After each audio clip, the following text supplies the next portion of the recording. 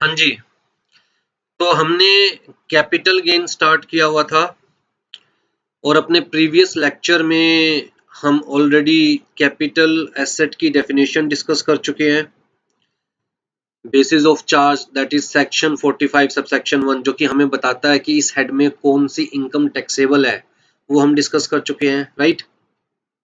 दोबारा से रिपीट कर रहा हूँ कि इस हेड के अंदर कौन सी इनकम टैक्सेबल है, एनी प्रॉफिट और gain arising from the transfer of capital assets, right. तो कैपिटल एसेट्स क्या है ये हम डिस्कस कर चुके हैं। हमारा सेक्शन 214 था कैपिटल एसेट का, जिसमें हमने देखा था कि सेक्शन ने बड़ा वाइडली कैपिटल एसेट्स को डिस्क्राइब किया हुआ है। बड़ी सिंपली कहा है कि capital asset means property of any kind held by the assessee whether that property is connected with the business of the assessee और नॉट, राइट। तो इसका मतलब चाहे पर्सनल यूज के लिए कोई एसेट है या फिर बिजनेस के पर्पस के लिए कोई एसेट है, सभी को कवर कर लिया गया। Plus any security held by foreign institutional investor, इसका मतलब फॉरेन इंस्टीट्यूशनल इन्वेस्टर ने किसी भी पर्पस के लिए सिक्योरिटी परचेज करी है, होल्ड की हुई है, उसे कैपिटल एसेट कंसिडर किया जाएगा, चाहे वो सिक्योरिटी फॉरेन इंस्टीट्यूशनल इन्वेस्टर ने बिजनेस के पॉइंट ऑफ व्यू से मतलब एज स्टॉक इन ट्रेड ही क्यों नहीं होल्ड की हुई, राइट। लेकिन इस सेक्शन ने कुछ प्रॉपर्टीज को स्पेसिफिकली एक्सक्लूड कर दिया जिन्हें कैपिटल एसेट कंसिडर नहीं किया जाएगा। मैं फटाफट से आपको एक बार रिवाइज करवा रहा हूँ। इसके अंदर सबसे पहला था हमारे पास जो कि बिजनेस से रिलेटेड था, that is stock in trade, consumable stores and raw materials. इन्हें कैपिटल एसेट कंसिडर नहीं किया जाएगा।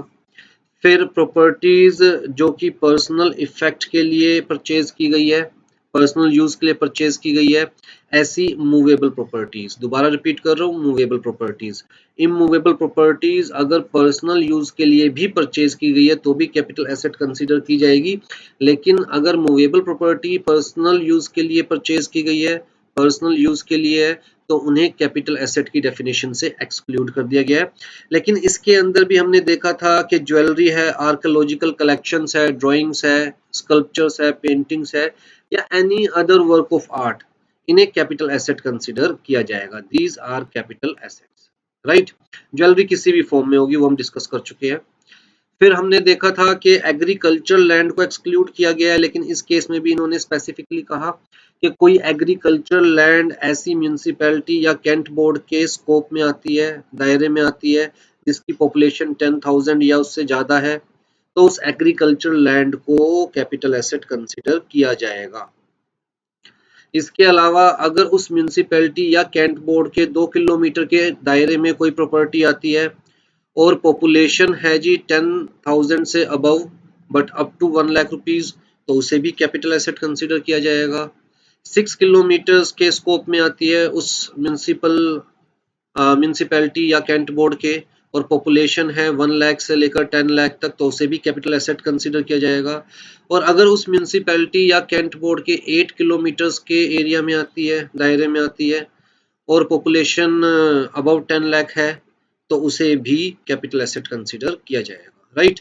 तो agriculture land in India excluded है, लेकिन इन एग्रीकल्चर लैंड्स को कैपिटल एसेट कंसीडर किया जाएगा। फिर जी 6%, 6.5% गोल्ड बॉन्ड्स थे, 7% गोल्ड बॉन्ड्स थे, नेशनल डिफेंस गोल्ड बॉन्ड्स थे जो कि सेंट्रल गवर्नमेंट ने इशू किए थे, उन्हें भी कैपिटल एसेट कंसीडर नहीं किया जाएगा। स्पेशल बियरर बॉन्ड्स थे जो कि सेंट्रल गवर्नमेंट ने इशू किए थे, उन्हें भी कैपिटल एसेट कंसीडर नहीं किया जाएगा। और जो गोल्ड डिपॉजिट बॉन्ड्स थे जो कि गोल्ड डिपॉजिट स्कीम 1999 में इशू किए गए थे बाय द सेंट्रल गवर्नमेंट, या जो अभी जो हमारे पास गोल्ड मोनेटाइजेशन स्कीम के अंदर डिपॉजिट सर्टिफिकेट्स इशू किए गए हैं, ये भी कैपिटल एसेट के डेफिनेशन से बाहर रखी गई, मतलब ये सब एक्सक्लूडेड है, राइट। फिर हमने देखा था कि दो तरह की कैपिटल एसेट्स होती है, शॉर्ट टर्म या लॉन्ग टर्म, और हम ऑलरेडी डिस्कस कर चुके हैं।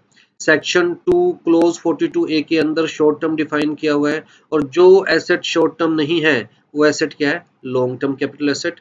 तो शॉर्ट टर्म कैपिटल एसेट के लिए हमें होल्डिंग पीरियड देखना होता है कि कितने टाइम हमने उस एसेट को होल्ड किया हुआ है, और इन जनरल होल्डिंग पीरियड क्या है, 36 मंथ्स, इसका मतलब जिस डेट पर एसेट को ट्रांसफर किया जा रहा है, अगर उससे पहले मैक्सिमम 36 मंथ्स तक होल्ड किया गया है तो कैपिटल एसेट क्या कहलाएगी? Short term capital asset. अगर 36 मंथ से ज्यादा होल्ड किया हुआ है तो कैपिटल एसेट क्या कहलाएगी? Long term capital asset, right, generally. लेकिन हमने देखा था इन दो केसेस के अंदर, मतलब अनलिस्टेड शेयर्स के अंदर and immovable property being land, building और बोथ, इन दोनों केसेस के अंदर 36 मंथ्स की बजाय हमें कितना होल्डिंग पीरियड कंसीडर करना है? 24 मंथ्स। इसी तरह इन तीन केसेस के अंदर, that is listed securities other than units, जिस तरह यूनिट्स ऑफ बिजनेस ट्रस्ट होती है, right, equity oriented mutual fund, तो सारे म्यूचुअल फंड्स नहीं, सिर्फ equity oriented mutual fund and zero coupon bonds, इन सब के बारे में हम लास्ट क्लास में डिस्कस कर चुके हैं। इन तीनों के केस में हमें होल्डिंग पीरियड सिर्फ कितना कंसीडर करना है? 12 मंथ्स। इसका मतलब 12 मंथ से ज्यादा होल्ड की हुई है डेट ऑफ ट्रांसफर से पहले तो लॉन्ग टर्म कैपिटल एसेट, और 12 मंथ है मैक्सिमम होल्डिंग पीरियड तो शॉर्ट टर्म कैपिटल एसेट। ठीक है जी, तो हम ये सब डिस्कस कर चुके थे और मैंने आपको लास्ट क्लास में बिजनेस ट्रस्ट भी एक्सप्लेन कर दिया था क्या होते हैं, प्लस हम ये कुछ प्रोविजंस भी डिस्कस कर चुके थे, ये स्पेसिफिक केसेस जिसके अंदर हमें देखना है कि क्या होल्डिंग पीरियड एक्सक्लूड करना है और क्या होल्डिंग पीरियड इंक्लूड करना है, राइट। तो आज के सेशन में हम लोग ट्रांसफर को डिस्कस करेंगे कि कौन सी ट्रांजैक्शन या कौन से इवेंट को ट्रांसफर कंसीडर किया जाएगा। सेक्शन 247 में बताया हुआ, एक्सप्लेन किया हुआ है ट्रांसफर को, प्लस सेक्शन 47 में बताया हुआ है कि कौन कौन सी ट्रांजैक्शंस, कौन कौन से इवेंट्स को ट्रांसफर कंसीडर नहीं किया जाएगा। और बड़ी सिंपल सी बात है, अगर किसी पर्टिकुलर इवेंट के अंदर, किसी पर्टिकुलर ट्रांजैक्शन के अंदर हम कैपिटल एसेट को ट्रांसफर कंसीडर नहीं कर रहे कि कैपिटल एसेट ट्रांसफर नहीं हुई, तो इसका मतलब चाहे एसएससी को कोई प्रॉफिट हुआ है, चाहे एसएससी को कोई गेन हुआ है उस इवेंट में, उस ट्रांजैक्शन में, फिर भी उसे कंसीडर नहीं किया जाएगा, means that is not taxable under this head, right. तो बड़ा इंपॉर्टेंट है ये चीज देखना कि क्या कोई पर्टिकुलर ट्रांजैक्शन, कोई पर्टिकुलर इवेंट ट्रांसफर है या नहीं है। ट्रांसफर की डेफिनेशन में नहीं आ रहा, सेक्शन 47 ने एक्सक्लूड किया हुआ है, इसका मतलब उस ट्रांजैक्शन में, उस इवेंट में जो भी प्रॉफिट या गेन हुआ है उसे टैक्सेबल नहीं किया जा सकता इस हेड में, राइट। अब देखिए जो सेक्शन 2 क्लोज 47 में ट्रांसफर की डेफिनेशन दी गई है, वो एक बहुत ही वाइड स्कोप दिया हुआ है, जिसके अंदर सिर्फ सेल नहीं इंक्लूड किया हुआ, बल्कि कहता है जी ट्रांसफर का मतलब है सेल, एक्सचेंज, एक्सचेंज का मतलब जहां पर एक चीज के बदले दूसरी चीज ली जा रही है, सेल का मतलब जहां पर कैपिटल एसेट के बदले हम लोग पैसे ले रहे हैं, या रेलिंक्विशमेंट, इसका मतलब क्या है? अपना राइट गिव अप करना, रेलिंक्विशमेंट। तो सेल भी कंसीडर कर ली गई, एक्सचेंज, ट्रांसफर कंसीडर किया जाएगा, रेलिंक्विशमेंट मतलब अगर किसी एसेट पर हम अपना राइट गिव अप करते हैं तो उसे भी ट्रांसफर कंसीडर किया जाएगा। इसी तरह एक्सटिंग्विशमेंट मतलब अपने राइट को डिस्ट्रॉय करना, अगर किसी कैपिटल एसेट से हम अपना राइट ही डिस्ट्रॉय कर देते हैं तो भी मान के चला जाएगा कि हमने वो कैपिटल एसेट ट्रांसफर कर दी है, राइट। कंपल्सरी एक्विजिशन मतलब किसी लॉ के अंदर अगर हमारी कैपिटल एसेट को, लेट्स से मेरे पास एक लैंड है, उसको गवर्नमेंट ने एक्वायर कर लिया, कंपल्सरी एक्विजिशन जिसे हम कहेंगे किसी लॉ के अंदर, तो मान के चला जाएगा कि मैंने अपनी ये लैंड गवर्नमेंट को ट्रांसफर कर दी है, right. Where in case where the asset is converted, in case where the asset is converted by the owner thereof into or is treated by him as stock in trade of the business। अब देखिए जी ये जो मेरे पास land थी, मैंने इसे अपने business में स्टॉक इन ट्रेड कंसीडर कर लिया, इसका मतलब पहले ये लैंड मेरे पर्सनल पर्पस के लिए थी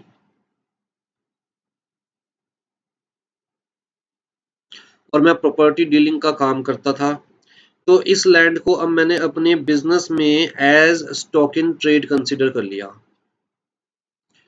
तो इवन इसे भी ट्रांसफर कंसीडर किया जाएगा कि मैंने अपनी लैंड अपने बिजनेस को ट्रांसफर कर दी है, तो सच कन्वर्जन और treatment shall be considered as transfer. मतलब अगर हम अपनी ही एसेट को अपने बिजनेस के पॉइंट ऑफ व्यू से स्टॉक इन ट्रेड में कन्वर्ट करते हैं तो इवन वो एसेट भी क्या कंसिडर की जाएगी, मतलब वो ट्रांजैक्शन भी क्या कंसिडर की जाएगी, ट्रांसफर, राइट। फिर जीरो कूपन बॉन्ड का मैंने आपको कंसेप्ट समझाया था। तो जीरो कूपन बॉन्ड की मैच्योरिटी या रिडम्पशन को क्या कंसिडर किया जाएगा, ट्रांसफर। तो जी जीरो कूपन बॉन्ड परचेज किया था लेट्स से मैंने 9 मंथ्स पहले, और अब ये रिडीम हो रहा है। रिडीम का मतलब कि जिससे मैंने परचेज किया था, जिस भी कंपनी का था या गवर्नमेंट का था जीरो कूपन बॉन्ड, तो मुझे पैसे वापस दिए जा रहे हैं मैच्योरिटी पीरियड पर। तो मान के चला जाएगा कि मैंने वो जीरो कूपन बॉन्ड कंपनी को या गवर्नमेंट को एज द केस में भी ट्रांसफर कर दिया है, राइट। तो इसका मतलब ये ट्रांजैक्शन या ये इवेंट भी ट्रांसफर की डेफिनेशन में कवर हो रही है। Any transaction involving the allowing of allowing of possession of any immovable property to be taken or retained in part performance of the contract of the nature referred to in section 53A of Transfer of Property Act 1882। अब जी section 53A में क्या कहा गया है, देखिए बड़ा simple सा example है। मान के चलिए कि ये एक पीस ऑफ लैंड है, राइट, जिसके ओनर कौन है, ए इसे सेल कर देते हैं बी को, तो ये कौन हो गए, बायर, ठीक है। अब ये क्या है, इमूवेबल प्रॉपर्टी। इमूवेबल प्रॉपर्टी के केस में आपने पढ़ा होगा कि अगर वैल्यू 100 या 100 रुपए से ज्यादा है तो रजिस्ट्रेशन कंपलसरी है, राइट। तो जी अगर ए बी को ये लैंड ट्रांसफर कर रहे हैं, लेट्स से सेल कर रहे हैं, तो बी के नाम पर इस लैंड की रजिस्ट्रेशन कंपलसरी है। लेकिन अगर बी के नाम पर रजिस्ट्रेशन नहीं होती, बी को सिर्फ पोजेशन दे दिया गया, ए ने क्या किया, इस लैंड का पोजेशन किसे दे दिया, बी को, और बी ने कंसिडरेशन ए को दे दी। लेकिन जो बी के नाम पर रजिस्ट्रेशन होनी चाहिए थी वो फॉर्मेलिटी अभी तक पूरी नहीं हुई है। तो ये वाला केस कहां पर कवर हो रहा है, सेक्शन 53A ऑफ। तो यहां पर ऑल दो अभी तक भी रजिस्टर्ड ओनर बी नहीं है, लेकिन पोजेशन बी के हाथ में है, प्लस बी ने कंसिडरेशन दे दी है ओनर को, चाहे अभी तक भी रजिस्टर्ड ओनर कौन है, ए, क्योंकि रजिस्ट्रेशन बी के नाम पर नहीं हुई, लेकिन पोजेशन तो बी के पास है, मतलब बी उसे एंजॉय कर सकता है उस प्रॉपर्टी को, उस एसेट को, और बी ने कंसिडरेशन भी दे दी है ओनर को।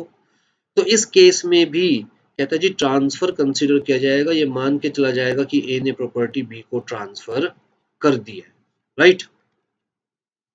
Any transaction involving the allowing of possession of immovable property, तो पोजेशन तो बी के पास आ गया ना, टू बी टेकन और retained in the part performance of the contract of the nature referred in section 53 of TOPA, right।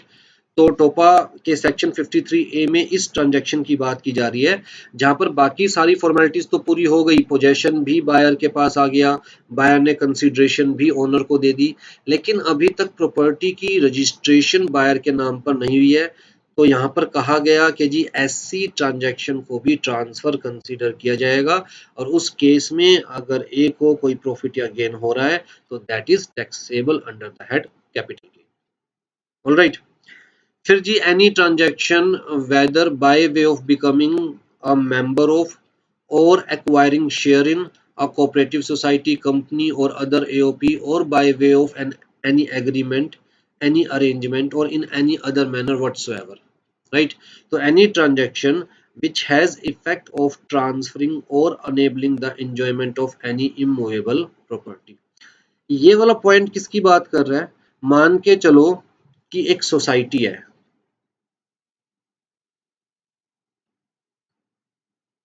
ठीक है, जिसमें let's say 250 flats है।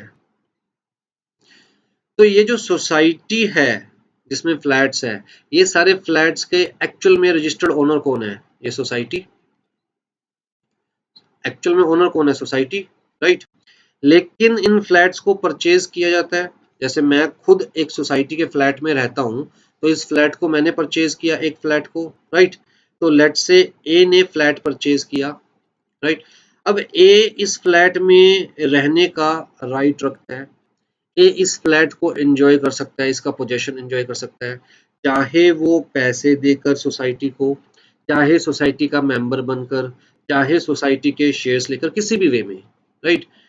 तो जैसे मान के चलो एक कंपनी है, कंपनी ने एक प्रॉपर बड़ा सा पीस ऑफ लैंड परचेज किया, उसके ऊपर फ्लैट्स कंस्ट्रक्ट करे, लेट्स से 200 फ्लैट्स कंस्ट्रक्ट करे कंपनी ने, राइट। और कंपनी ने कहा कि जो भी हमारा मेंबर बनेगा उसे इन फ्लैट में रहने का राइट है। तो इसका मतलब कंपनी का मेंबर बनने के लिए क्या परचेज करने पड़ेंगे? शेयर्स। कंपनी ने कहा जी मेंबर बनने के लिए कम से कम आपको 50 लाख रुपीस के शेयर्स परचेज करने पड़ेंगे, और अगर आप 50 लाख रुपीस के शेयर्स परचेज करते हैं तो आप इस घर में रह सकते हैं, राइट। तो बेसिकली हुआ क्या, एक तरह से कंपनी के पास पैसे जा रहे हैं 50 लाख रुपीस, जिसके बदले जो शेयर होल्डर है उसके पास ये फ्लैट आ रहा है। कहता है इस टाइप की ट्रांजैक्शन को भी ट्रांसफर कंसीडर किया जाएगा। सोसाइटी में आप फ्लैट परचेज कर रहे हैं तो चाहे रजिस्टर्ड ओनर सोसाइटी ही है, इस केस में चाहे रजिस्टर्ड ओनर कंपनी ही है, लेकिन फ्लैट तो आप एंजॉय कर सकते हैं ना।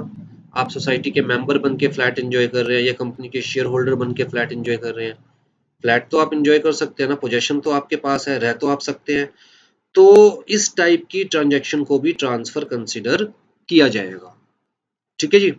तो देखिए बड़ी ही इन्होंने वाइड स्कोप ले लिया है ट्रांसफर वर्ड का, सिर्फ और सिर्फ सेल की बात नहीं कर रहे हैं।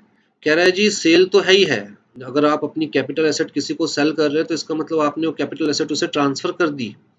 लेकिन अगर आप एक फ्लैट के बदले दूसरा फ्लैट एक्सचेंज कर रहे हैं तो भी मान के चलेंगे कि आपने अपना फ्लैट ट्रांसफर कर दिया, इस भाई साहब ने अपना फ्लैट ट्रांसफर कर दिया, राइट। तो आपने अपना फ्लैट लेट से 50 लाख रुपीस का था आपका फ्लैट, जिसके बदले आपको 60 लाख का फ्लैट मिला, तो मान के चलेंगे कि आपको कितने लाख का प्रॉफिट हुआ, 10 लाख का प्रॉफिट हुआ, क्योंकि आपने 50 लाख का फ्लैट दिया और आपको बदले में क्या मिला, एक्सचेंज में क्या मिला, 60 लाख का। तो वैल्यूएशन की जाएगी और जो भी प्रॉफिट होगा that is taxable under this head capital gain. तो एक्सचेंज भी कवर कर लिया। रेलिंक्विशमेंट, अपना राइट गिव अप करना, जैसे हमने राइट इशू वाला केस डिस्कस किया था कि अगर मैं कंपनी का शेयर होल्डर हूं और कंपनी राइट इशू लेकर आ रही है तो मेरे पास राइट है राइट इशू के अंदर कि मैं कंपनी के और शेयर्स सब्सक्राइब करवा सकता हूं। लेकिन अगर मैं वो राइट किसी और को दे दूं, ट्रांसफर कर दूं, तो वो भी किस में आ जाएगा, ट्रांसफर में, राइट। एक्सटिंग्विशमेंट मतलब destruction of any right in the capital asset. मैं एक सिंपल सा एग्जांपल देता हूँ। मान के चलो मेरे पास किसी कंपनी के 100 शेयर्स थे जिसके ऊपर मुझे 10 रुपीज पर शेयर पे करना था, राइट। अभी तक मैंने पे किया था सिर्फ 7 रुपीज पर शेयर। कंपनी ने लास्ट कॉल 3 रुपए की मंगाई लेकिन मैंने पे नहीं की। कंपनी ने मुझे फिर नोटिस दिया कि अगर आप कॉल पे नहीं करोगे तो आपके शेयर्स फॉरफिट कर लिए जाएंगे। मैंने फिर भी कॉल पे नहीं करी, तो कंपनी ने मेरे ये 100 शेयर्स क्या कर लिए, फॉरफिट। इसका मतलब अब उन शेयर्स पे मेरा कोई राइट नहीं रहा, मेरा राइट क्या हो गया, उन शेयर्स से डिस्ट्रॉयड। तो मान के चला जाएगा कि जी मैंने अपने वो शेयर्स कंपनी को ट्रांसफर कर दिए, राइट। ऑल तो यहाँ पर मुझे लॉस है लेकिन फिर भी ये ट्रांजैक्शन भी ट्रांसफर में कंसीडर की गई है, इस इवेंट को भी ट्रांसफर कंसीडर किया जाएगा, राइट। कैपिटल गेन हो या कैपिटल लॉस वो निकाला जाएगा which is taxable under this head. Compulsory acquisition का तो आपको एग्जांपल बड़ा आसानी से पता होगा। दिल्ली है जहां पर मेट्रो बन रही है तो time to time land acquire कर लेती है गवर्नमेंट, राइट। तो इसके लिए लॉ पास कर दिया गया कि मेट्रो के लिए अगर कोई लैंड चाहिएगी, कोई प्रॉपर्टी चाहिएगी तो गवर्नमेंट उसे एक्वायर कर सकती है। तो मान के चला जाएगा कि ओनर ने गवर्नमेंट को वो लैंड वो प्रॉपर्टी ट्रांसफर कर दी है, और उस केस में जो भी ओनर को कंपनसेशन मिलेगा उसे कंसीडरेशन कंसीडर किया जाएगा। और अगर वहां कोई प्रॉफिट या लॉस हो रहा है तो that profit and loss is taxable under this head, right. Fourth में हमने डिस्कस किया स्टॉक इन ट्रेड, मतलब मैं अपनी ही कोई एसेट अगर बिजनेस के पॉइंट ऑफ व्यू से स्टॉक इन ट्रेड में कन्वर्ट करता हूँ तो मान के चला जाएगा कि मैंने अपनी एसेट किसको ट्रांसफर कर दी, अपने बिजनेस को। बड़ा सिंपल सा एग्जांपल है, मान के चलो मेरे पास एक फ्लैट था जिसे मैंने परचेज किया था 10 लाख। तो मैंने ये पर्सनल पर्पस के लिए परचेज किया था, लेकिन 10 इयर्स बाद, आफ्टर 10 इयर्स मैंने इस फ्लैट को अपने बिजनेस में, क्योंकि मेरा प्रॉपर्टी डीलिंग का ही बिजनेस है, तो मैंने इस फ्लैट को अपने बिजनेस में क्या कंसीडर कर लिया, स्टॉक इन ट्रेड। इसका मतलब अपने बिजनेस में सेल के लिए ये फ्लैट भी कंसीडर करना शुरू कर दिया। तो जिस समय मैंने अपने बिजनेस में इसे स्टॉक इन ट्रेड कंसीडर किया, उस वक्त फ्लैट की मार्केट वैल्यू थी 50 लाख रुपए। तो मान के चला जाएगा कि मैंने ये फ्लैट अपने बिजनेस को कितने रुपए में ट्रांसफर कर दिया, 50 लाख में। परचेज कितने का किया था, 10 लाख का। तो कैपिटल गेन या कैपिटल लॉस निकाला जाएगा, और जो भी होगा that is taxable under this head, right. तो आई थिंक ट्रांसफर की डेफिनेशन तो क्लियर है आपको। अब सेक्शन 47 ने कुछ स्पेसिफिक केसेस बताए जिनको कहा गया कि such event, such transactions shall not be considered as transfer. मतलब वहां पर ट्रांसफर कंसीडर नहीं किया जाएगा कैपिटल एसेट का, और अगर ट्रांसफर नहीं है तो इसका मतलब उस इवेंट में, उस ट्रांजैक्शन में अगर कोई प्रॉफिट या लॉस हुआ भी है एसएससी को, तो भी वो इस हेड में टैक्सेबल नहीं है, राइट। हाँ जी, जी, इसको हम वन बाय वन डिस्कस करेंगे सारे पॉइंट्स को। देखिए गाइज, हो सकता है कि आपको ये पॉइंट बुक्स में ना मिले आपकी। इनफैक्ट 90% टीचर्स ने ये पॉइंट्स कवर ही नहीं किए हुए, लेकिन क्योंकि अब एमसीक्यू के पॉइंट ऑफ व्यू से भी तैयारी करनी है और थियोरेटिकल पॉइंट ऑफ व्यू से भी आपको प्रिपरेशन करनी है, इसीलिए मैं ये पॉइंट्स आपको कवर करवा रहा हूँ। मैंने इसके अंदर 2 3 4 पॉइंट छोड़ दिए जो कि कंप्लीटली इररेलेवेंट है एग्जाम्स पॉइंट ऑफ व्यू से, लेकिन बाकी सारे पॉइंट्स मैंने कवर कर लिए इसके अंदर। हाँ जी, सबसे पहला है in case of partition of HUF. अब देखिए जी, मिस्टर राम एक एचयूएफ के को पार्टनर थे, राइट। तो जब इस एचयूएफ का डिवीजन हुआ तो प्रॉपर्टी मिस्टर राम को भी मिलेगी। तो हम कहेंगे कि एचयूएफ से प्रॉपर्टी किसको ट्रांसफर हुई, मिस्टर राम को, राइट। कहते हैं जी ये जो ट्रांसफर है,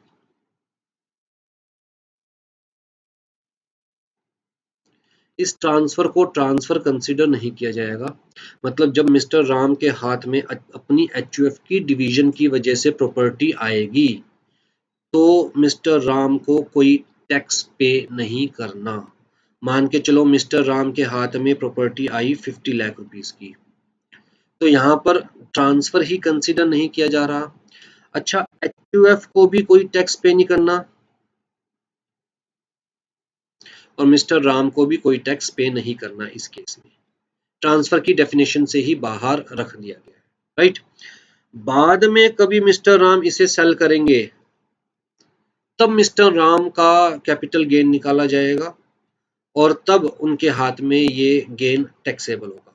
लेकिन अभी जब एचयूएफ ने मिस्टर राम को प्रॉपर्टी दी है, तो उसे ट्रांसफर की डेफिनेशन से बाहर रखा गया, और कोई इनकम टैक्सेबल नहीं होगी, राइट। हाँ जी, any distribution of capital asset on the total और partial partition of H, clear है। फिर जी सेकंड केस है हमारा गिफ्ट या विल में अगर कोई प्रॉपर्टी मिली है तो जी मान के चलिए यहाँ पर मिस्टर बाबू थे, इन्होंने अपना एक फ्लैट अपने सन को गिफ्ट कर दिया। मिस्टर बाबू ने फ्लैट परचेज किया था 10 लाख का, जब सन को गिफ्ट किया तब उसकी मार्केट वैल्यू थी लेट से 50 लाख, ठीक है। तो कहता है जी अभी इस ट्रांजैक्शन को ट्रांसफर कंसीडर नहीं किया जाएगा, चाहे गिफ्ट में मिला चाहे विल में मिला है ये कैपिटल एसेट। अभी इस ट्रांजैक्शन को ट्रांसफर कंसीडर नहीं किया जाएगा। मतलब ना तो मिस्टर बाबू को कोई टैक्स पे करना इस ट्रांजैक्शन में, ना ही उनके सन को कोई टैक्स पे करना। जब इनका सन इस एसेट को आगे फ्यूचर में सेल करेगा, तब सन के हाथ में वो इनकम टैक्सेबल होगी। लेकिन अभी इस केस में ये इनकम टैक्सेबल नहीं है, एग्जम्प्ट कर दी गई है सेक्शन 47 में, राइट। आ जाइए जी। अच्छा, यहाँ पर ना इन्होंने एक स्पेसिफिक पॉइंट लिखा है कि इस केस में हम वो गिफ्ट कंसीडर नहीं कर रहे जो कि कंपनी से एम्प्लॉइज को मिला है। वो गिफ्ट कंसिडर नहीं कर रहे जो कि कंपनी से एम्प्लॉइज को मिला है in the form of sweat equity share या इन द फॉर्म ऑफ इसोप या इसोस। तो हमने कल भी डिस्कस किया था कि जी कंपनी अपने एम्प्लॉइज को होल्ड करने के लिए, रिटेन करने के लिए उनको लालच देती है कि आप 1 साल तक अगर कंपनी में बने रहेंगे तो आपको कंपनी के शेयर्स कम रेट पर मिलेंगे या फ्री ऑफ कॉस्ट मिलेंगे, राइट। तो अगर company free of cost shares दे रही है,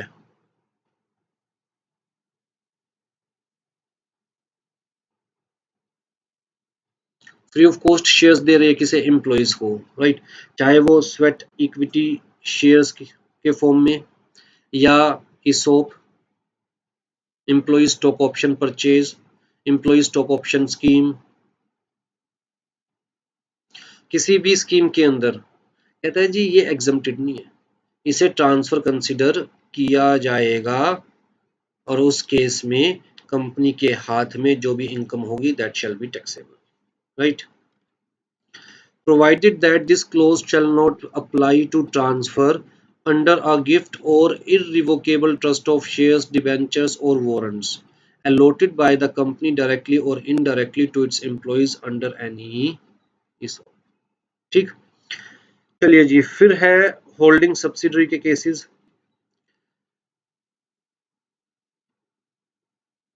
अब यहाँ पर सबसे पहला हम केस क्या ले रहे हैं, कहता है जी in case of holding to its 100% Indian subsidiary. तो जी एक कंपनी है होल्डिंग कंपनी, दूसरी है सब्सिडरी कंपनी, और इस सब्सिडरी कंपनी के 100% शेयर्स किसने होल्ड किए हैं,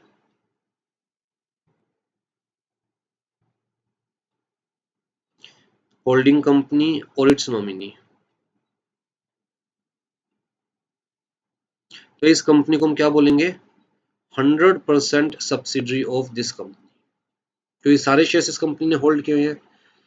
तो कायदे से देखा जाए तो दोनों एक ही तो होगी, जब इस कंपनी के भी 100% शेयर्स होल्डिंग कंपनी ने होल्ड किए हुए हैं तो ये कंपनी होल्डिंग कंपनी का ही तो पार्ट हो गई। तो एक तरह से मेन या पेरेंट कंपनी अपनी सब्सिडरी कंपनी को अगर कुछ भी दे रही है तो कहता है जी इसको ट्रांसफर कंसीडर नहीं किया जाएगा, इस ट्रांजैक्शन के अंदर प्रॉफिट या गेन अगर हो भी रहा है होल्डिंग कंपनी को तो वो प्रॉफिट या गेन कंसीडर नहीं किया जाएगा, right. Any transfer of capital asset not as stock in trade छोड़कर बाकी कोई भी capital asset by the company to its subsidiary company if the parent company मतलब होल्डिंग कंपनी और its nominee hold the whole of the share capital of subsidiary company. इसका मतलब subsidiary company क्या है, 100% subsidiary, right, and the subsidiary company is an Indian company. तो exemption सिर्फ Indian subsidiary company के लिए, यहाँ पर लिखा हुआ है ना in case of holding to its 100% Indian subsidiary. इसी तरह in case of 100% subsidiary to its holding Indian holding, तो अगर ये कंपनी अपनी होल्डिंग कंपनी को कुछ ट्रांसफर कर रही है एक्सेप्ट स्टॉक इन ट्रेड तो भी उस ट्रांजैक्शन को कंसीडर नहीं किया जाएगा ट्रांसफर। इसका मतलब कोई प्रॉफिट एंड गेन टैक्सेबल नहीं होगा किसी के हाथ में, right. In case of 100% subsidiary to its Indian holding, तो any transfer of capital asset except stock in trade by the subsidiary company to the holding company if the whole of the shares of the subsidiary company is held by the holding company, मतलब subsidiary company क्या है, 100% subsidiary, and the holding company is an Indian company, right. तो इन दोनों cases में भी transfer consider नहीं किया जाएगा। तो होल्डिंग कंपनी या सब्सिडरी कंपनी को अगर कोई गेन या लॉस होता भी है सच ट्रांसफर से तो उसे भी इस हेड में टैक्सेबल नहीं किया जाएगा, ठीक है जी। फिर आ रहे हैं जी कुछ केसेस अमलगमेशन से related. In case of amalgamating company to the amalgamated company, so any transfer in the scheme of amalgamation of a capital asset by the amalgamating company to the amalgamated company if the amalgamated company is an Indian company। अब जी मान के चलो दो companies थी XYZ limited, ABC limited, दोनों आपस में amalgamate हो जाती है, मर्ज हो जाती है और बन जाती है PQR लिमिटेड, राइट। तो इसकी एसेट भी किसके पास जाएगी, पीक्यूआर के पास, और इसकी एसेट भी किसके पास जाएगी, पीक्यूआर के पास। ये कौन सी हो गई, अमलगमेटिंग कंपनी, और ये कौन सी हो गई, अमलगमेटेड।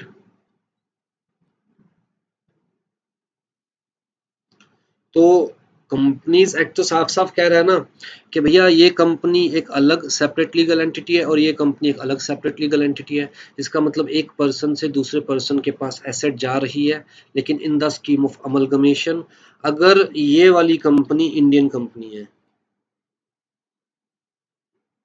जो कंपनी बनी है अमलगमेशन के बाद वो इंडियन कंपनी है, तो कहता है जो इस कंपनी को यहाँ से मिला उसे ट्रांसफर कंसीडर नहीं किया जाएगा, जो इस कंपनी को यहाँ से मिला उसे ट्रांसफर कंसीडर नहीं किया जाएगा, तो कोई कैपिटल गेन या कैपिटल गेन लॉस कंसीडर नहीं किया जाएगा। ठीक है जी। Any transfer in the scheme of amalgamation of capital asset by the amalgamating company to the amalgamated company if the amalgamated company is an Indian company. अब जी second case क्या है, in case of amalgamating foreign company to amalgamated foreign company. अब ध्यान से देखिएगा, एक company है एक्स वाई जेड लिमिटेड, एक है ए बी सी लिमिटेड, और ये दोनों क्या है, ये भी फॉरेन कंपनी है और ये भी क्या है, ये दोनों अमलगमेट हो जाती है, मर्ज हो जाती है और बनी क्या, पी क्यू आर लिमिटेड, और ये कंपनी भी क्या है, एक फॉरेन कंपनी। ठीक है। इंडिया का क्या फॉरेन कंपनी से कोई लेना देना है, द आंसर इज नो। कब लेना देना है, एक्स वाई जेड के पास एक Indian company R L limited के शेयर्स थे, एक्स वाई जेड के पास Indian company R L limited के शेयर्स थे। तो जब ये एक्स वाई जेड अमलगमेट होकर इस कंपनी में मर्ज हो गई पी क्यू आर लिमिटेड में, तो ये जो इंडियन कंपनी के शेयर्स थे ये किसके पास चले गए, पी क्यू आर लिमिटेड के पास चले गए। तो इसका मतलब इंडियन कैपिटल एसेट ट्रांसफर हुई है एक कंपनी से दूसरी कंपनी के पास। इंडियन कैपिटल एसेट क्या थे, वो capital asset shares of Indian company, transfer हुई है एक फॉरेन कंपनी से दूसरी फॉरेन कंपनी के पास in the scheme of amalgamation. Right. कहता है such transfer shall be exempted, लेकिन यह कंडीशन है at least 25% of the shareholder of the amalgamating foreign company continue to remain the shareholders of the amalgamated foreign company। तो इस company के कम से कम कितने शेयर होल्डर, कहता है जी 25% शेयर होल्डर इस कंपनी में भी शेयर होल्डर होने चाहिए, पहली कंडीशन। और ये जो ट्रांजैक्शन है, ये जो ट्रांसफर है, this shell not be taxable in the country of this company. तो मान के चलो ये यूएसए में हुई थी अमलगमेशन, और ये जो कंपनीज है फॉरेन कंपनीज ये भी यूएसए की है। तो अगर यूएसए में इस टाइप की ट्रांजैक्शन को एग्जम्प्ट किया हुआ है, हमने ऊपर पढ़ा इंडिया में एग्जम्प्ट किया हुआ है, राइट। अगर यूएसए में कहा गया है कि अमलगमेशन के केस में अगर अमलगमेटिंग कंपनी से अमलगमेटेड कंपनी को कुछ भी ट्रांसफर होता है और वो एग्जम्प्टेड है, पहली कंडीशन ये। और दूसरी, इंडियन टैक्स लॉज ने क्या कहा कि जी जो अमलगमेटिंग कंपनी है उसके 25% कम से कम 25% शेयर होल्डर किसके शेयर होल्डर बनने चाहिए, अमलगमेटेड कंपनी के। तो इंडियन टैक्स लॉज ने कहा क्योंकि फॉरेन में भी इस ट्रांजैक्शन को एग्जम्प्ट कर दिया गया, हम भी इस ट्रांजैक्शन को एग्जम्प्ट कर रहे हैं। इसका मतलब इस ट्रांजैक्शन में अगर कोई प्रॉफिट या लॉस हो भी रहा है तो उसे कंसीडर नहीं किया जाएगा। राइट। कंडीशन दोनों याद रखिएगा, क्या, at least 25% of the shares of amalgamating company continues to remain the shareholders of amalgamated company. Such transfer does not attract capital gain in the country in which amalgamating company is incorporated। आ जाइए जी। फिर banking company अगर किसी banking institution के साथ amalgamate होती है, मर्ज होती है। देखिए छोटी छोटी बैंकिंग कंपनीज होती है जो सरवाइव नहीं कर पाती, तो बाद में किसी बैंकिंग इंस्टीट्यूशन, बड़े बैंकिंग इंस्टीट्यूशन के साथ मर्ज हो जाती है। राइट। तो जो बैंकिंग कंपनी मर्ज हो गई बैंकिंग इंस्टीट्यूशन के साथ, तो इसकी एसेट्स किसे ट्रांसफर हो गई, बैंकिंग इंस्टीट्यूशन को। तो कहता है इस केस में भी कोई भी ट्रांजैक्शन में जो कैपिटल एसेट ट्रांसफर हो रही है उसे कंसीडर नहीं किया जाएगा ट्रांसफर, अगर वो जो अमलगमेशन हो रही है that is by the sanction of central government, right. फिर जी, in case of scheme of amalgamation any transfer by the share holder in the amalgamating company. अब देखिए, ये ए बी सी लिमिटेड और ये एक्स वाई जेड लिमिटेड, ये दोनों amalgamate हो रही है और बन के आ गई हमारे पास P Q R limited. Mister A के पास इस कंपनी के शेयर्स थे। अब ये कंपनी तो अमलगमेट होकर क्या बन रही है, पी क्यू आर में मर्ज हो रही है, राइट। तो एबीसी लिमिटेड के शेयर्स की तो कोई वैल्यू खत्म होगी, उनकी तो एग्जिस्टेंस ही खत्म हो गई। तो मिस्टर ए अपने ये शेयर्स वापस दे देंगे, जिसके बदले मिस्टर ए को किसके शेयर्स मिलेंगे, पी क्यू आर लिमिटेड के। कहता है जी इस ट्रांजैक्शन में भी जो ट्रांसफर हो रही है, मिस्टर ए के शेयर्स ट्रांसफर हो रहे हैं, पी क्यू आर के शेयर्स मिल रहे हैं मिस्टर ए को, तो एक तरह से मिस्टर ए को पुराने शेयर्स देकर, पुरानी कंपनी के शेयर्स देकर नई कंपनी के शेयर्स मिल रहे हैं। तो ट्रांजैक्शन में जो ट्रांसफर हो रही है उस ट्रांसफर को भी ट्रांसफर कंसीडर नहीं किया जाएगा, क्योंकि एक्चुअल में मिस्टर ए को पुरानी कंपनी के शेयर्स के बदले नई कंपनी के शेयर्स मिल रहे हैं। पुरानी कंपनी के शेयर्स लेट से 50,000 रुपए की वैल्यू के थे, उतने ही वैल्यू के नई कंपनी के शेयर्स मिलेंगे। तो एक्चुअल में देखा जाए तो मिस्टर ए अपनी मर्जी से कोई भी ट्रांजैक्शन नहीं कर रहे हैं, बल्कि इनकी कंपनी अमलगमेट हो रही है, मर्ज हो रही है, इस वजह से इन्हें अपने पुराने शेयर्स देकर नए शेयर्स लेने पड़ रहे हैं। तो इस ट्रांजैक्शन में भी कोई कैपिटल गेन या कैपिटल लॉस कंसीडर नहीं किया जाएगा, क्योंकि इस ट्रांजैक्शन को ट्रांसफर ही कंसीडर नहीं किया जाएगा। ठीक है जी, आगे आ जाइए जी। In case of scheme of demerger, any transfer in a demerger of capital asset by the demerged company to the resulting company if the resulting company is an Indian company, right।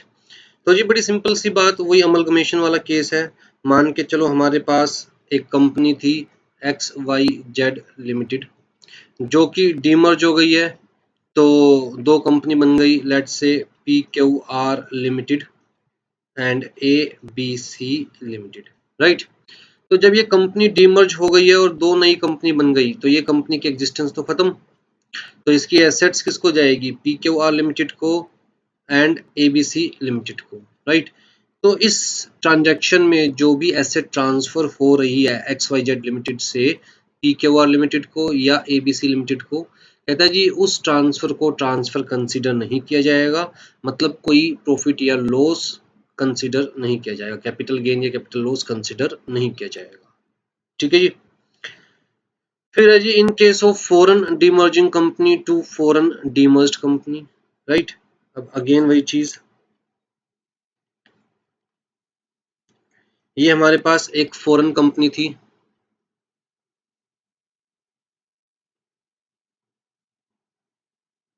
जो कि late से USA में थी, और ये demerge हो रही है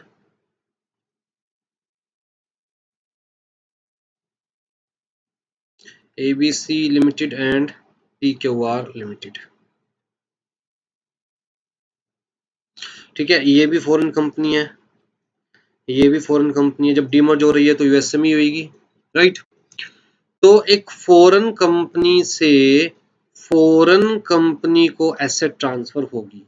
इंडिया क्या मतलब है जी, कहता है इंडिया का तब मतलब है जब इस फॉरेन कंपनी के पास इंडियन कंपनी लेट से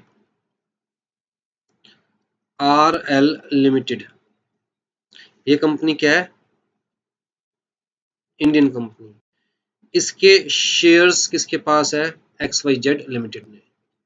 तो एक्स वाई जेड लिमिटेड ने एक इंडियन कंपनी के शेयर्स होल्ड किए हुए थे, और वो शेयर या तो एबीसी लिमिटेड को जाएंगे या पीक्यूआर लिमिटेड को जाएंगे या फिर किसी प्रोपोर्शन में इन दोनों को जाएंगे, राइट, जो भी स्कीम ऑफ डीमर्जर होगी उसके अकॉर्डिंग। तो अल्टीमेटली इंडियन एसेट ट्रांसफर हो रही है, तो कहता है जी इसको एग्जम्प्टेड किया गया है, लेकिन यहाँ पर कंडीशंस है। कंडीशंस क्या क्या है जी, The shareholder holding not less than 3/4 in the value of the shares in the demerged foreign company continue to remain shareholders in the resulting foreign company. तो इस कंपनी के XYZ लिमिटेड के कम से कम 75% share holder ABC PQR के share holder होने चाहिए। ठीक है, कम से कम 75% शेयर होल्डर जो ये कंपनी है XYZ लिमिटेड जो कि डीमर्ज हो रही है, तो वो रिजल्टिंग कंपनी के शेयर होल्डर्स बने, पहली चीज। और दूसरी चीज, इस ट्रांजैक्शन को, जो ये कैपिटल गेन वाली ट्रांजैक्शन है, इसको यूएसए में एग्जम्प्ट कर रखा हो। अगर यूएसए में भी एग्जम्प्ट किया हुआ है तो इंडिया में भी इसे एग्जम्प्ट कर दिया गया है। Such transfer does not attract tax on capital gains in the country in which demerged foreign company is incorporated. ठीक है जी। फिर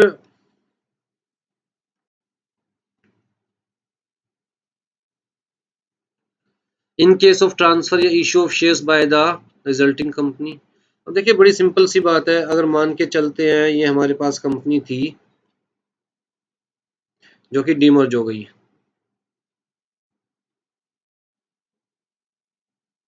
ABC limited and PQR limited. अब जी मिस्टर ए के पास XYZ लिमिटेड के शेयर्स थे। अब ये XYZ लिमिटेड तो रही नहीं, तो मिस्टर ए को या तो ABC लिमिटेड के शेयर्स मिलेंगे या PQR लिमिटेड के शेयर्स मिलेंगे, या हो सकता है दोनों ही कंपनी के शेयर्स मिले in proportion as per the scheme, right. तो कहता है जी यहाँ पर मिस्टर ए को पुराने शेयर्स के बदले नए शेयर्स मिल रहे हैं, कुछ एक्स्ट्रा नहीं मिल रहा। पुरानी कंपनी क्योंकि डीमर्ज हो गई है तो उसके बदले न्यू कंपनी के, रिजल्टिंग कंपनी के शेयर्स मिल रहे हैं। तो कहता है कि मिस्टर ए के हाथ से पुराने शेयर्स लेकर नए शेयर्स दिए जा रहे हैं, ऑल्दो ट्रांजैक्शन है, बट इसे ट्रांसफर कंसीडर नहीं किया जाएगा। मतलब कोई कैपिटल गेन नहीं, कोई कैपिटल लॉस नहीं। फिर और केसेस आए जी हमारे सामने, एनी ट्रांसफर ऑफ बॉन्ड्स और GDRs आपको पता है, global depository receipt, made outside India by a non resident to another non resident. तो अगर मान के चलो इंडियन कंपनी के बॉन्ड्स है, ये नॉन रेजिडेंट 1, ये नॉन रेजिडेंट 2, तो आपस में इनके बीच में अगर कोई ट्रांसफर हो रही है, किसकी, कहता है इंडियन कंपनी के बॉन्ड्स है या फिर GDRs है जो कि इंडियन कंपनी ने इशू किए हैं, राइट। तो non resident to non resident हो रही है, अभी तक इंडिया में इसका कोई इफेक्ट नहीं है, तो कहता है इसे इंडिया में टैक्सेबल नहीं किया जाएगा। इसका मतलब इस ट्रांजैक्शन को भी एग्जम्प्ट कर दिया गया है।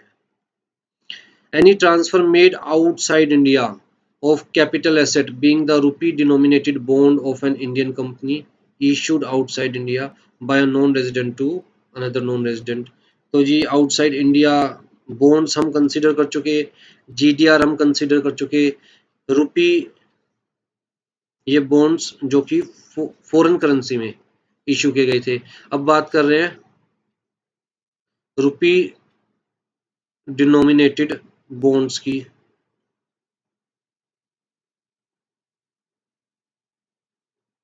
मतलब जो रुपी में इशू किए गए थे, राइट। तो ये भी एग्जाम्प्ट कर दिए गए, between one non resident to another non resident के बीच में ट्रांसफर हो रही है आउटसाइड इंडिया। ठीक है जी। गाइस सेक्शन 47 में एक और क्लोज ऐड किया गया है, क्लोज 7AB, दिस वन। ठीक है, तो इसे नोट कर लीजिएगा कि इन कैपिटल एसेट्स की ट्रांसफर को भी ट्रांसफर कंसीडर नहीं किया जाएगा। Any transfer of a capital asset being the bond या ग्लोबल डिपॉजिटरी रिसिप्ट और rupee denominated bond of an Indian company or derivative or such other security as may be notified by the central government in this behalf. If such transfer is made by a non-resident on a recognized stock exchange, कौन सा recognized stock exchange, which is located in any international financial service center। ठीक है, तो condition देख लीजिए, अगर इन capital assets को ट्रांसफर करता है कौन, एक non resident, on a recognised stock exchange जो कि कहां पर लोकेटेड है, in any international financial service centre, and where the consideration for such transaction is also paid or payable in foreign currency। तो मतलब अगर ये सारी की सारी कंडीशंस फुलफिल होती है तो इन एसेट्स की ट्रांसफर को भी ट्रांसफर कंसीडर नहीं किया जाएगा for the purpose of capital gain. हाँ जी, redemption of sovereign gold bonds issued by RBI under sovereign gold bond scheme 2015। तो इनको तो एसेट्स में ही कंसीडर नहीं किया जा रहा है, राइट? तो इनकी रिडम्पशन को भी ट्रांसफर कंसीडर नहीं किया जाएगा। सोवरन गोल्ड बॉन्ड्स जब रिडीम किए जाएंगे तो परचेजर से बॉन्ड लेकर पैसे वापस दे दिए जाएंगे उसको, तो उसे भी ट्रांसफर में कंसीडर नहीं किया जाएगा, मतलब कैपिटल गेन या कैपिटल लॉस के स्कोप से बाहर कर दिया गया। ठीक है जी। ये बेसिकली इन्वेस्टर्स को अट्रैक्ट करने के लिए कि जी आप गोल्ड बॉन्ड्स परचेज कीजिए लेट से 90 रुपीज़ का, जब रिडीम होगा तो आपको 100 रुपये वापस मिलेंगे, आपको 10 रुपये का फ़ायदा होगा, और ये इसके ऊपर कोई कैपिटल गेन या कैपिटल लॉस कंसिडर नहीं किया जाएगा, मतलब आपको इसके ऊपर टैक्स पे नहीं करना। तो जब लोगों को लगेगा कि टैक्स पे नहीं करना इस टाइप की इनकम पर, तो लोग ज़्यादा बॉन्ड्स परचेज करेंगे, राइट? गवर्नमेंट के पास ज़्यादा पैसे आएंगे। हाँ जी। Any transfer of work of art, scientific और art collection, books, manuscripts, drawings, paintings किसको कहता है जी? गवर्नमेंट को, या फिर university, national museum, national art gallery, national archives, इनको। तो अगर कुछ भी ट्रांसफर किया जा रहा है, लेट्स से मेरे पास एक यूनिक बुक है, मतलब एंशिएंट बुक है, मैं वो ट्रांसफर कर रहा हूँ किसको? गवर्नमेंट को या फिर यूनिवर्सिटी को या नेशनल म्यूजियम को किसी। तो कहता है कि ये तो एग्जम्प्ट कर दिया गया है, यहाँ पर कोई प्रॉफिट या गेन कंसीडर नहीं किया जाएगा, कोई कैपिटल टैक्स का सवाल ही नहीं उठता। ठीक है। Any transfer by way of conversion of bonds और debentures, stocks, deposits of a company into the shares और डिबेंचर्स ऑफ दैट कंपनी। तो जी मान के चलो मैंने किसी कंपनी के डिबेंचर्स परचेज किए थे, मैंने इस कंपनी के डिबेंचर्स परचेज किए थे जो कि आफ्टर 3 इयर्स लेट से शेयर्स में कन्वर्ट हो गए। कहता है इस ट्रांजैक्शन में कोई प्रॉफिट या गेन कंसीडर नहीं किया जाएगा क्योंकि इस ट्रांजैक्शन को ट्रांसफर ही कंसीडर नहीं किया गया। हाँ, जब ये शेयर्स आगे सेल किए जाएंगे तो बट ऑब्वियस सी बात है प्रॉफिट एंड गेन कंसीडर किया जाएगा, लेकिन सिर्फ conversion of debentures into shares, conversion of bonds into shares, या conversion of bonds into debentures, एक चीज के बदले दूसरी चीज मिल रही है। कहता है जी इसको एग्जम्प्ट कर दिया गया है, यहाँ पर कोई प्रॉफिट या गेन कंसिडर नहीं किया जाएगा। अब जैसे मान के चलो कि जब मैंने डिबेंचर्स परचेज किए थे तब लेट से 5000 रुपीज के डिबेंचर्स परचेज किए थे, और मुझे कहा गया था कि 3 साल के बाद आपको शेयर्स मिलेंगे जी, कंपनी के 100 शेयर्स मिलेंगे। डिबेंचर्स के बदले क्या मिलेंगे? 100 शेयर्स। तो डिबेंचर्स किस में कन्वर्ट हो जाएंगे? शेयर्स में। आज की डेट में शेयर्स की वैल्यू है लेट से 52 रुपीज पर शेयर, तो मतलब मुझे कितने रुपए के शेयर्स मिले? तो देखा जाए तो मुझे 200 रुपए का प्रॉफिट हुआ है, लेकिन इस कन्वर्जन को ट्रांसफर की डेफिनेशन से बाहर कर दिया गया और अभी कोई प्रॉफिट या लॉस मेरे हाथ में कंसीडर नहीं किया जाएगा। हाँ, जब मैं इन शेयर्स को सेल करूंगा तब प्रॉफिट और लॉस कंसीडर किया जाएगा। हाँ जी। Any transfer by way of conversion of bonds refer to in section 115A(c)(1)(a) into the shares या डिबेंचर्स ऑफ द कंपनी। तो अगेन बॉन्ड्स कन्वर्ट हो रहे हैं किसमें? शेयर्स या डिबेंचर्स के अंदर। सेक्शन 115A(c)(1)(a) किसके बारे में बात कर रहा है? कहता है जी bonds of Indian company issued in accordance with such scheme as central government may by notification in the official gazette specify in this behalf, or bonds of public sector companies sold by the government and purchased by non-resident in the foreign currency। इसका मतलब ये बात कर रहे हैं उन bonds की या उन पब्लिक सेक्टर बॉन्ड्स की जो कि आउटसाइड इंडिया इशू किए गए हैं नॉन रेजिडेंट्स को फॉरेन करेंसी में, राइट? अगर वो बॉन्ड शेयर्स में कन्वर्ट होते हैं, डिबेंचर्स में कन्वर्ट होते हैं, तो उस कन्वर्जन को फिलहाल ट्रांसफर की डेफिनेशन से बाहर रखा गया है। हाँ, जब वो शेयर्स या डिबेंचर्स बेचेगा नॉन रेजिडेंट तब इनकम टैक्सेबल होगी, right? Any transfer by way of conversion of preference shares of a company into equity shares, same चीज है ऊपर। हाँ जी। Cases related to conversion of business, conversion of firm into a company. अब देखिए, हम firm को कंपनी में कन्वर्ट करेंगे तो फर्म की सारी एसेट्स किसके पास चली जाएगी? कंपनी के पास। तो हम यही कहेंगे ना कि फर्म से एसेट कंपनी को क्या हो रही है? ट्रांसफर हो रही है। लेकिन इस ट्रांजैक्शन को कैपिटल गेन के स्कोप से बाहर रखा गया, ट्रांसफर की डेफिनेशन से बाहर रखा गया, अगर कुछ कंडीशन सेटिस्फाई हो रही है तो। कंडीशन क्या है जी? All the assets and liabilities of the firm relating to the business immediately before the succession shall become the asset and liability of the company। कि फर्म की सारी एसेट्स एंड लाइबिलिटीज कंपनी की assets and liabilities बन जाए। Second, जितने भी firm के partners थे वो सारे कंपनी के मेंबर्स बन जाए, राइट। और किस रेशो में? मान के चलो यहाँ पर A B C D 4 partner थे और चारों ने 25%, 25%, 25% कैपिटल कंट्रीब्यूट की हुई थी फर्म में, राइट। तो अब ये कंपनी में कन्वर्ट हो रही है फर्म, तो यहाँ पर इन चारों के पास सेम प्रोपोर्शन में शेयर्स हो कंपनी के। The partners of the firm do not receive any consideration or benefit directly or indirectly in any other manner other than the shareholding, other than by way of allotment of shares in the company। तो जी, जो ये इनका हिस्सा है, इसके बदले company इन्हें कुछ और नहीं देगी, बल्कि सिर्फ क्या देगी? शेयर्स। तो जी, फर्म कंपनी में कन्वर्ट हो रही है, फर्म की सारी एसेट्स कंपनी के पास चली गई, फर्म के पार्टनर्स के जो भी कैपिटल कंट्रीब्यूशन की रेशो थी, उसी रेशो में सारे पार्टनर्स को कंपनी के शेयर्स मिले हैं, और पार्टनर्स को शेयर्स के अलावा कंपनी से और कोई बेनिफिट और कुछ नहीं मिला, right. Total the aggregate of share holding in the company of the partner of the firm is not less than 50% of the total voting power of the company। तो जी, जब ये कंपनी बनी, मान के चलो लेट से उस वक्त तो ये चारों ही थे member, A B C D, तो इन चारों के पास ही वोटिंग पावर थी। 25-25% चारों को शेयर्स मिले थे, तो 25-25% वोटिंग पावर थी, राइट।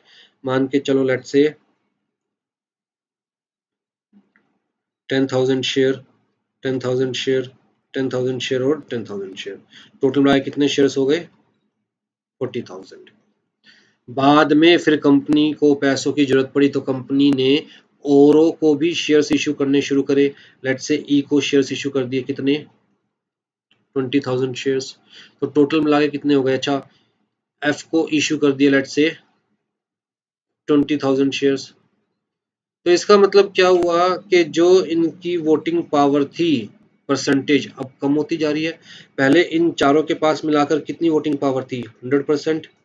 अब दो लोगों को और शेयर्स इशू कर दिए, तो टोटल मिला के शेयर्स कितने हो गए? 80,000 शेयर्स हो गए टोटल। 40,000 इनके पास, 20,000 इनके पास, तो 80,000 शेयर्स हो गए। तो इनकी वोटिंग पावर कितनी रह गई कंपनी में? सिर्फ 50%, क्योंकि 50% तो इनके पास चलेगी। तो कहा गया कि जी कम से कम 5 साल तक, for a period of 5 years from the date of conversion succession, right. कम से कम 5 साल तक इनके पास, जो कि पार्टनर्स थे फर्म के, इस कंपनी में मिनिमम 50% शेयर होल्डिंग होनी चाहिए। तो अगर ये सारी कंडीशन सेटिस्फाई होती है, तभी फर्म से जो कंपनी को एसेट्स ट्रांसफर हुई है, उसमें कैपिटल गेन या कैपिटल लॉस को कंसीडर नहीं किया जाएगा।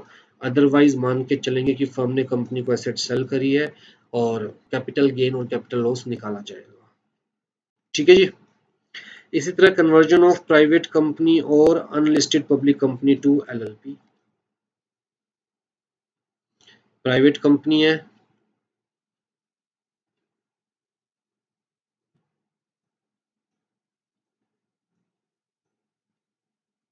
या अनलिस्टेड, क्योंकि लिस्टेड कंपनी तो एलएलपी में कन्वर्ट हो ही नहीं सकती।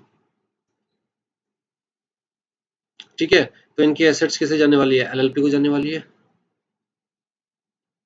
तो इस ट्रांजैक्शन को ट्रांसफर कब कंसीडर नहीं किया जाएगा? कुछ कंडीशंस हैं हमारी। हाँ जी, all the assets and liabilities of the company immediately before the conversion become the assets and liabilities of LLP। ये कंडीशन ऊपर भी पढ़ी थी हमने, right. all the shareholders of the company immediately before the conversion becomes the partner of the LLP, और उनका capital contribution and profit sharing ratio भी same होना चाहिए। तो जो इनके मेंबर्स हैं वो सब एलएलपी के क्या बने, ऑल पार्टनर्स। और जो यहां पर इनकी कैपिटल कंट्रीब्यूशन थी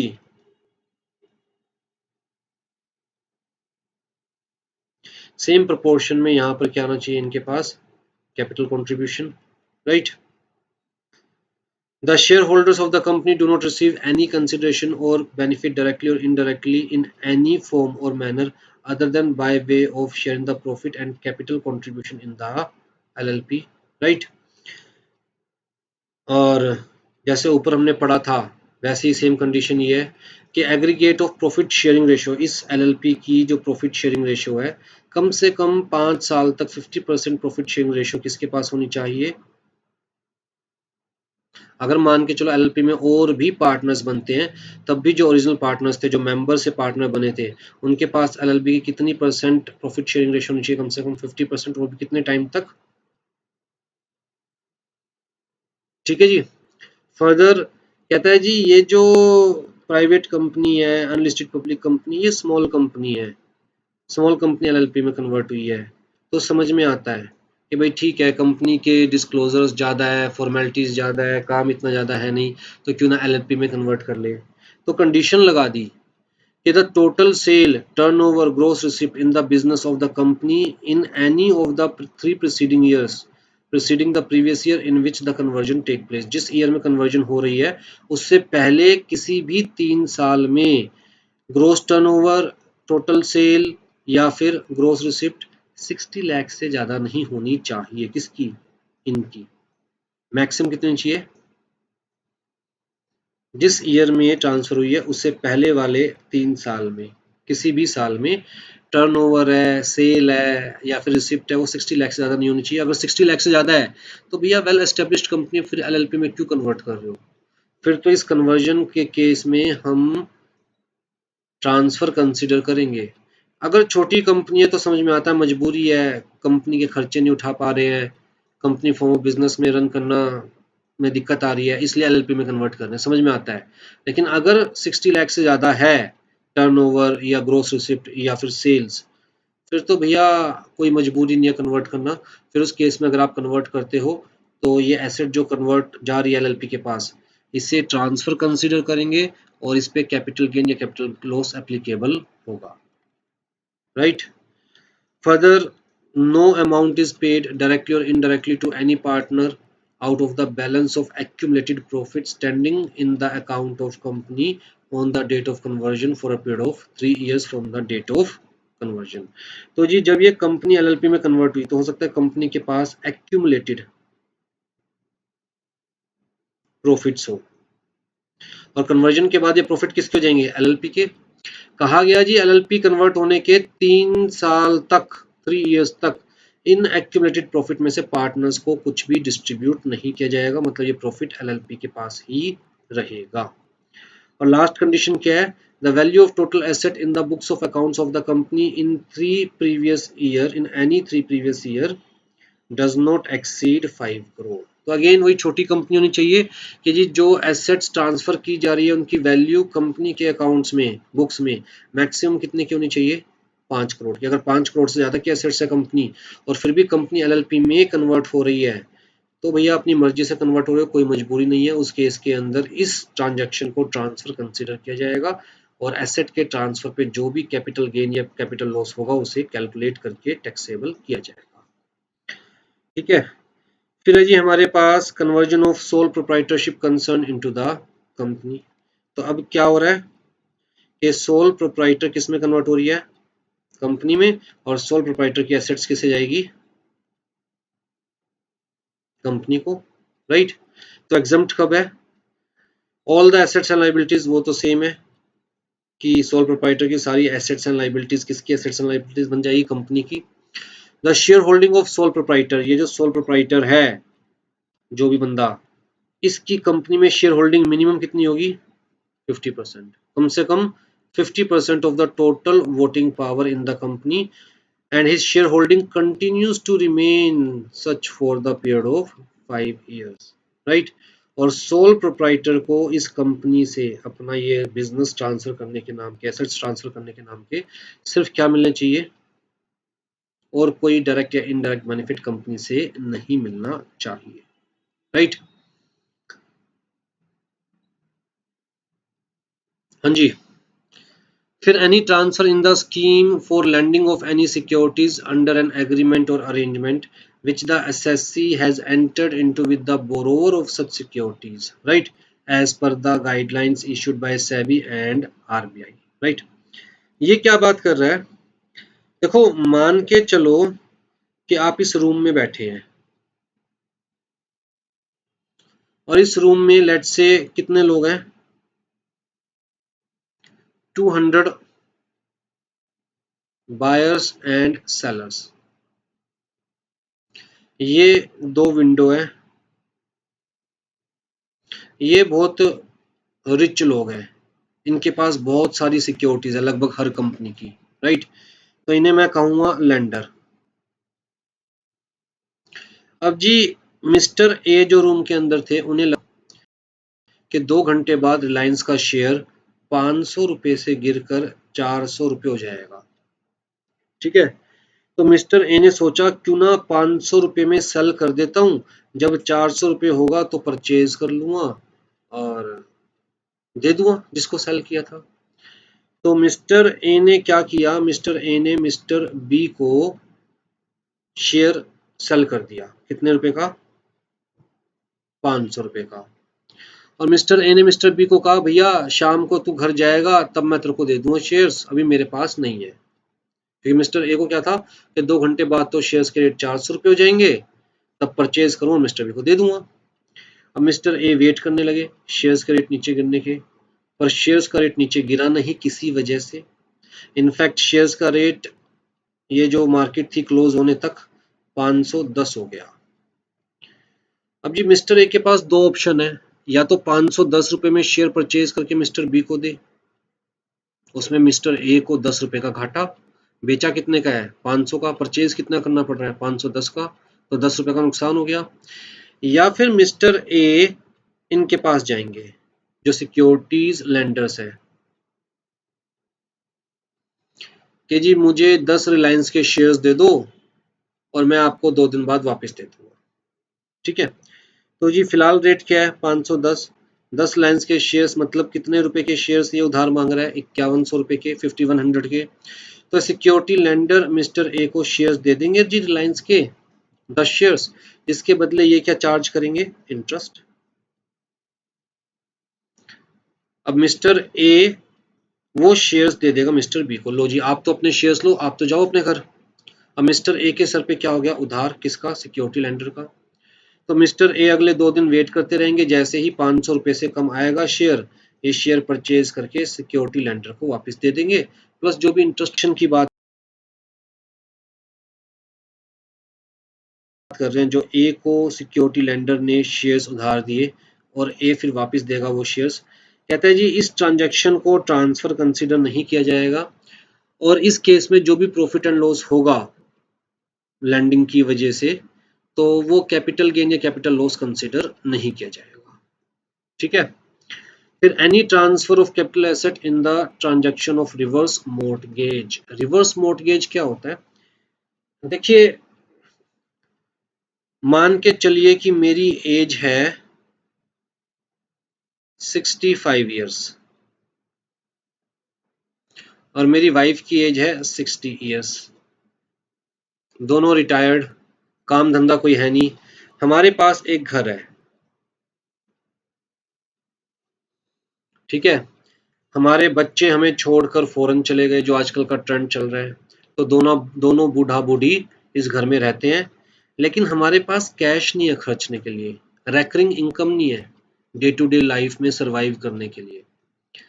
तो हमने क्या किया, हम LIC के पास गए कि जी देखो हमारा ये घर है हमारे पास, लेकिन खर्चने के लिए पैसे नहीं है, तो ये घर आप अपने पास गिरवी रख लीजिए, लेकिन जब तक हम जिंदा है तब तक हम इस घर में रहेंगे, आप इस घर का पोजेशन हमसे नहीं ले सकते, तो घर में हम ही रहेंगे और आप हमें कुछ पैसे देते रहिए, जब हमारी डेथ हो जाएगी तो इस घर का पोजेशन आपके पास चला जाएगा।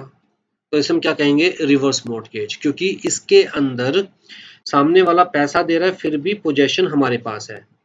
तो हम लोग अपने ही घर में रहेंगे, हमारे पास खर्चने के लिए पैसे भी होंगे क्योंकि LIC हमें मंथली देता रहेगा पैसे। हाँ, जब हमारी डेथ हो जाएगी तब LIC इस घर के ऊपर अपना हक जमाएगा, राइट।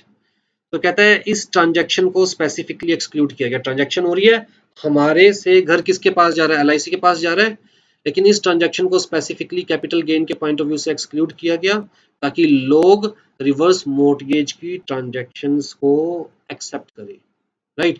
और जो ये बूढ़े बेचारे धक्के खाते घूम रहे हैं लेकिन जिनके पास प्रॉपर्टी है, उनके पास अच्छी हेल्दी एक इज्जत वाली लाइफ जीने के लिए पैसे अवेल हो जाए, राइट। तो रिवर्स मॉर्टगेज के ट्रांजैक्शन को भी एग्जम्प्ट कर दिया गया, मतलब इसे ट्रांसफर कंसीडर नहीं किया जाएगा। फिर any transfer of capital asset being the shares of special purpose vehicle to a business trust in the exchange of units allotted by that trust to the transfer.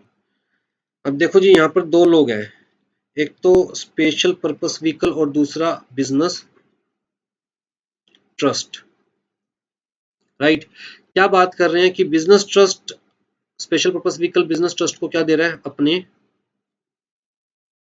और business trust special purpose vehicle को बदले में क्या दे रहा है, अपनी units. तो शायद बहुत सारे बच्चे ऐसे होंगे जिनको ये भी नहीं पता होगा कि एक्चुअल में स्पेशल पर्पस व्हीकल है क्या। स्पेशल पर्पस व्हीकल एक कंपनी, एक ऐसी कंपनी जो एक स्पेसिफिक पर्पस के लिए बनाई जाती है। जैसे HDFC को पैसों की जरूरत है तो स्पेशल पर्पस व्हीकल मार्केट से फंड्स रेज करके HDFC को देगा, राइट। तो ये बेसिकली इसका नाम भी स्पेशल पर्पस व्हीकल इसलिए रखा गया क्योंकि एक स्पेसिफिक पर्पस के लिए कंपनी बनाई जा रही है, सिर्फ वही काम करेगी, उसके अलावा कुछ और नहीं करेगी। और फंड्स को क्या कर रही है, मोबिलाइज कर रही है, व्हीकल का काम कर रही है, राइट। तो स्पेशल पर्पस व्हीकल अगर अपने शेयर्स दे रहा है किसी बिजनेस ट्रस्ट को, बिजनेस ट्रस्ट हम पहले डिस्कस कर चुके हैं, जिसके बदले में बिजनेस ट्रस्ट अपनी यूनिट्स दे रहा है स्पेशल पर्पस व्हीकल को, तो कहता है इस ट्रांजैक्शन को ट्रांसफर कंसीडर नहीं किया जाएगा। तो ना स्पेशल पर्पस व्हीकल के हाथ में ना बिजनेस ट्रस्ट के हाथ में, दोनों के हाथ में कोई कैपिटल गेन या कैपिटल लॉस कंसीडर नहीं किया जाएगा, ठीक है जी। फिर any transfer by the unit holder of the capital asset being the unit और units held by him in consolidating scheme of the mutual funds. अभी रिसेंटली सेबी ने कहा, जब म्यूचुअल फंड्स की बाढ़ आने लग गई मार्केट में और अलग अलग तरह के म्यूचुअल फंड्स लाने लग गए मार्केट में, तो सेबी ने कहा कि देखिए आप अलग अलग स्कीम्स लेके आ रहे हैं, अलग अलग प्लान्स लेके आ रहे हैं, तो इन्वेस्टर्स कंफ्यूज हो रहे हैं। सेम टाइप का प्लान है, सेम टाइप की स्कीम है, तब भी आप अलग अलग नाम से लॉन्च कर रहे हैं। मतलब एक ही म्यूचुअल फंड चार अलग अलग प्लान्स लेके आ रहा है, चार अलग अलग स्कीम्स लेके आ रहा है, लेकिन है चारों लगभग सेम। इन्वेस्टर कंफ्यूज हो रहा है, यार इसमें और इसमें क्या डिफरेंस है, समझ में नहीं आ रहा, किस में इन्वेस्ट करें समझ में नहीं आ रहा। तो सेबी ने कहा जी आपके एक ही स्कीम के अंदर जितने भी प्लान्स हैं जो कि सिमिलर है उन सबको कंसोलिडेट कर दो, एक बना दो। इसी तरह जितनी भी आपकी स्कीम्स है जो कि सिमिलर है उन सबको कंसोलिडेट कर दो, एक बना दो। तो कंसोलिडेट कर दो प्लान्स को और कंसोलिडेट कर दो स्कीम्स को, ठीक है। तो मान के चलो कि मैंने किसी म्यूचुअल फंड के प्लान 1 में इन्वेस्ट किया हुआ था, तो मेरे पास प्लान 1 की यूनिट्स थी और इसी म्यूचुअल फंड ने सिमिलर टाइप के अलग अलग प्लान्स निकाल रखे थे, प्लान 2, प्लान 3, और सेबी की डायरेक्शंस आने के बाद अब ये सारे क्या हो रहे हैं, कंसोलिडेट। इसका मतलब एक ही प्लान रह जाएगा, इन तीनों को कंसोलिडेट कर दिया जाएगा, एक ही प्लान रह गया, लेट्स से प्लान 4, राइट।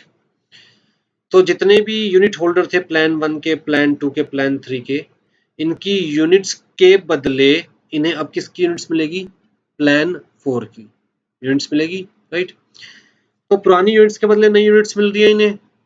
तो जी इन ट्रांजैक्शंस को भी ट्रांसफर कंसीडर नहीं किया गया, मतलब यूनिट होल्डर के हाथ में कोई कैपिटल गेन या कैपिटल लॉस कंसीडर नहीं किया जाएगा। हाँ, जब यूनिट होल्डर ये जो प्लान 4 वाली यूनिट सेल करेगा फ्यूचर में, तब कैपिटल गेन या कैपिटल लॉस कंसिडर किया जाएगा, राइट। तो इसी तरह स्कीम कहता है जी स्कीम 1, स्कीम 2, स्कीम 3 इन्हें कंसोलिडेट करके स्कीम 4 बनाई गई। तो जो स्कीम 1 के यूनिट होल्डर थे, स्कीम 2 के यूनिट होल्डर थे, स्कीम 3 के यूनिट होल्डर थे, इनकी यूनिट्स के बदले इन्हें कौन सी यूनिट्स मिलेगी? स्कीम 4 की यूनिट्स मिलेगी, क्योंकि ये तीनों तो कंसोलिडेट होके क्या बन गई? Scheme 4, right. तो जो पुरानी यूनिट्स के बदले नई यूनिट्स मिल रही है, कहते हैं जी उससे ट्रांसफर कंसीडर नहीं किया जाएगा और कन्वर्जन के टाइम पर कोई कैपिटल गेन या कैपिटल लॉस कंसीडर नहीं किया जाएगा। हाँ, जब ये स्कीम 4 वाली यूनिट्स को सेल करेगा यूनिट होल्डर, तब कैपिटल गेन या कैपिटल लॉस देखेंगे, ठीक है। तो ये सारी ट्रांजैक्शंस, ये सारे इवेंट्स ट्रांसफर की डेफिनेशन से ही एक्सक्लूड कर दिए गए हैं, और क्योंकि इन ट्रांजैक्शंस को, इन इवेंट्स को ट्रांसफर कंसीडर नहीं किया जा रहा, तो जी एसएससी के हाथ में कोई कैपिटल गेन या कैपिटल लॉस का सवाल ही पैदा नहीं होता। इसका मतलब कि अगर कोई गेन या लॉस हो भी रहा है तो भी वो टैक्सेबल नहीं है। तो जब एग्जाम्स में क्वेश्चन पूछा जाए तो सबसे पहले ये देख लीजिएगा कि एक्चुअल में ट्रांसफर है भी या नहीं है, क्योंकि अगर ट्रांसफर ही नहीं है, एक्सक्लूडेड है सेक्शन 47 में, तो फिर कोई कैपिटल गेन या कैपिटल लॉस का सवाल ही पैदा नहीं होता, राइट। चलिए जी, अब देखिए, अगर हमें कैपिटल गेन या कैपिटल लॉस निकालना है तो सबसे पहले तो आप एक इसका परफॉर्मा समझिए। कैपिटल गेन या कैपिटल लॉस निकालने के लिए सबसे पहले हमें क्या कंसीडर करना है? Full value of consideration. मान के चलो मेरा हाउस है जो कि 50 लाख रुपए में बिका है, तो लो जी 50 लाख। बेचने के लिए जो एक्सपेंस मैंने किए थे वो डिडक्ट कर सकता हूँ, तो मान के चलो प्रॉपर्टी डीलर को और प्लस स्टैम्प ड्यूटी वगैरह के मेरी जेब से कितने गए? 1 लाख। एडवर्टीजमेंट करी मैंने, ब्रोकरेज दी मैंने, स्टैम्प ड्यूटी, रजिस्ट्रेशन फी और लीगल एक्सपेंस, वो कितना गया? 1 लाख, ठीक है जी। फिर जो मैंने एक्वायर किया था ये घर, ये जब मैंने एक्वायर किया था कितने में एक्वायर किया था? 20 लाख में। और एक्वायर करने के बाद मैंने रिनोवेशंस भी कराई थी, इंप्रूवमेंट भी करी थी घर के ऊपर, तो उस पर भी मेरे कितने लग गए थे? 10 लाख रुपए। तो एक्चुअल में मुझे क्या कैपिटल गेन हुआ? एक्चुअल में मुझे कैपिटल गेन कितना हुआ?